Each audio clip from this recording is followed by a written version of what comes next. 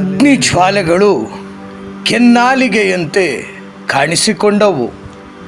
ಅವು ವಿಂಗಡ ವಿಂಗಡವಾಗಿ ಪ್ರತಿಯೊಬ್ಬರ ಮೇಲೂ ನೆಲೆಸಿದವು. ಅವರೆಲ್ಲರೂ ಪವಿತ್ರಾತ್ಮ ಭರಿತರಾದರು.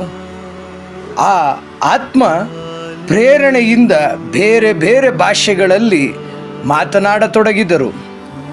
ಪ್ರೇಷಿತರ ಕಾರ್ಯಕಲಾಪಗಳಿಂದ ಇಂದಿನ ಈ ದೇವರ ವಾಕ್ಯ 2ನೇ ಅಧ್ಯಾಯ 3ನೇ ವಾಕ್ಯ, ದೇವರ ಪರಿಶುದ್ಧ ವಾಕ್ಯ. ಪ್ರಾರ್ಥಿಸೋಣ.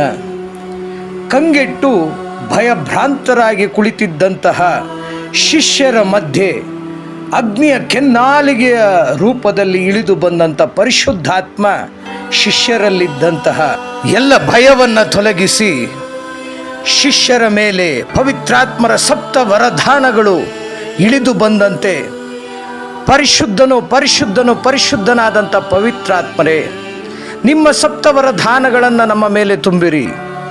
ನಿಮ್ಮ ಶ್ವಾಸವನ್ನು ಊದಿರಿ. ನವ ಜೀವನ ಉತ್ಪನ್ನವಾಗುವುದು.